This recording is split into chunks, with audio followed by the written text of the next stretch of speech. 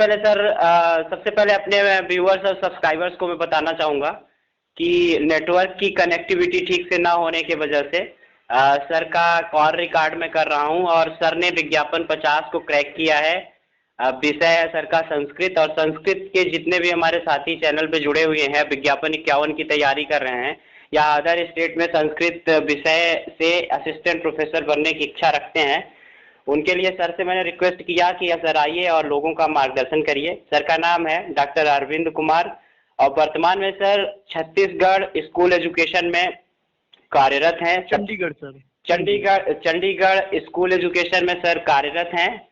और सबसे महत्वपूर्ण बात यह है कि फैमिली में रहते हुए और एक जॉब में रहते हुए सर ने अच्छे से इसे क्रैक किया है। इससे मोटिवेशन लेने की इसलिए भी ज़रूरत है क्योंकि जो न्यू हमारे कमर्स होते हैं किसी भी परीक्षा के लिए, उनके लिए तो काफ़ी टाइम होता है पढ़ाई करने के लिए, लेकिन जॉब में फैमिली में होते हुए थोड़ा सा टाइम घट जाता है। सर आपको बहुत बहुत बधाई सबसे पहले, और आपका स्वागत है हमारे व्यूअर्स और सब्सक्राइबर्स की तरफ से।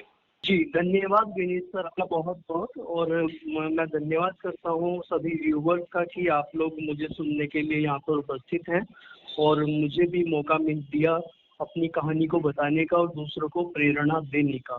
जी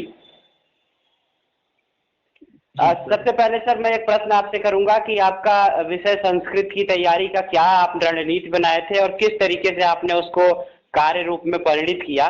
हमारे सभी संस्कृत विषय के सभी साथियों को बताइए कि संस्कृत विषय को क्रैक करने के लिए आपने क्या रणनीति बनाई थी, किस तरह आप पढ़ाई करते थे। जी जी सर, जैसे ही ये पता चला कि 30 अक्टूबर को ये एग्जाम होने वाला है, तो उसके लिए सबसे पहले मैंने जो एमए का जो सिलेबस है, यूजीसी नेट बेस्ड जो सिलेबस होता है, उसको पूरा का पूरा टू द पॉइंट कवर करने के लिए तैयार किया उसको।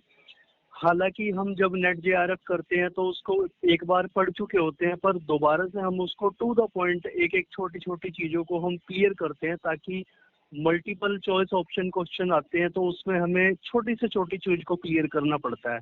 तो इसीलिए मैंने हर एक जो मूल पुस्तकें हैं उनको पढ़ा और उनमें से क्वेश्चन तैयार किए और छोटे से छोटे क्वेश्चन को ध्यान रखा कि ये भी आ सकता है।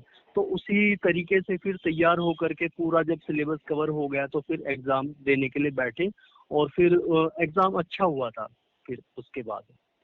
जी बिल्कुल। तो सर थोड़ा सा सभी को ये भी बताइए कि आपका जो चयन हुआ और उसके पहले आपने इंटरव्यू दिया था, चूंकि अभी इंटरव्यू चल रहे हैं, तो इंटरव्यू का अनुभव आप शेयर करिए कि किस तरीके से आपका इंटरव्यू किस दिन था। और जैसा कि मेरा सभी जिनका मैंने इंटरव्यू किया है, जिनसे हमने बात की, उनसे एक ही प्रश्न रहता है कि इसके पहले की वीडियो में भी मैंने अपने सभी साथियों को बताया था कि जैसे ही आप बोर्ड की नज़र में आते हैं आपका इंटरव्यू शुरू हो चुका होता है।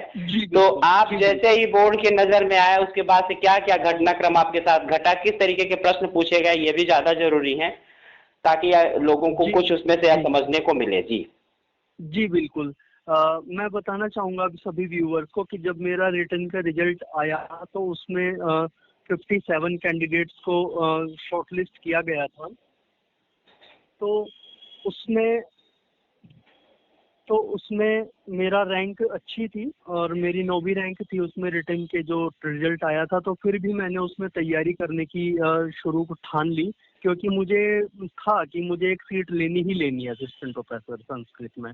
जी। तो उसके लिए मैंने टीचिंग डेमो से लेकर के और विनीत तिवारी सर के जो भी वीडियोस आते हैं मोटिवेशनल वीडियोस, किस तरह से हमें इंटरव्यू की तैयारी करनी है, वो सब देखे और अपना टीचिंग डेमो भी तैयार किया। क्योंकि मैं ऑलरेडी एक टीचर हूँ, टीजीटी संस्कृत पद पर कार्य कर रहा हूँ, तो मैंने जो हमारे कक्षा के बच्चे हैं उन्हीं को मैंने अपने संस्कृत के जो तैयार किए हुए टॉपिक थे वो पढ़ाए बोर्ड के ऊपर। बहुत बढ़िया। तो ऐसी कोई समस्या नहीं आई।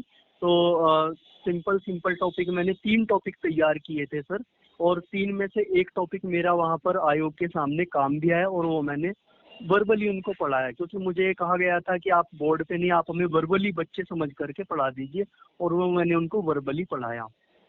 जी बहुत बढ़िया सर। इंटरव्यू के विषय में मैं बताना चाहूँगा सर कि आपने बिल्कुल ठीक कहा है कि जैसे ही हमारा पहला कदम आयोग के रूम में पड़ता है, बोर्ड के रूम में पड़ता है, तो हमारा इंटरव्यू पहले कदम के साथ ही शुरू हो चुका होता है।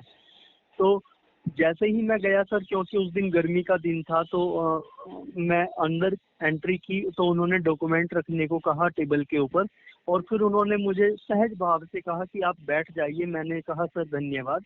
फिर उन्होंने कहा कि हमें लग रहा है कि आपको पानी की जरूरत है, आपको पानी पीना चाहिए क्योंकि बाहर गर्मी है, तो आप सबसे पहले पानी पी लीजिए।